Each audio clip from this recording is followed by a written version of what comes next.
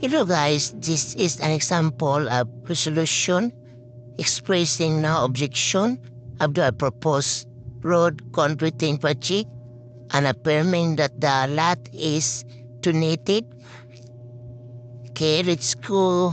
Example, Barangay Resolution Number 42 Series of 2025, whereas submitted to the body for consideration the following resolution to wit, a resolution expressing no objection of the proposed road concreting project of the municipality of San Fernando, Cebu, and affirming that the lot located at Sitio Tapon, Tinubdan is donated for such purpose.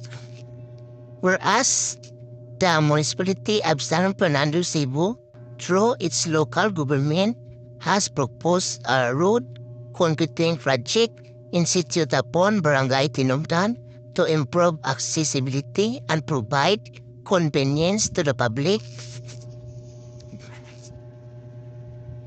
Whereas the lot located in Sitio Tapon, Barangay Tinubdan, has been voluntarily donated by its owner to the local government unit of San Fernando to be used for the said road concreting project, whereas the Barangay Council of Tinubdan acknowledges the importance of the proposed road concreting project and promoting the general welfare and the development of the community.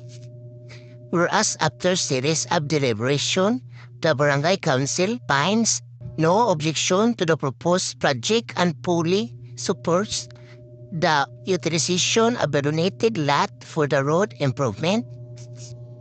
Now, therefore, on motion of Honorable Juan de la Cruz, duly seconded in mass, resolved as it is hereby resolved to express no objection to the proposed road concreting project of the municipality of San Fernando in Sitio Tapon, Barangay Tinubdan, resolved further to approve the foregoing resolution carried unanimously.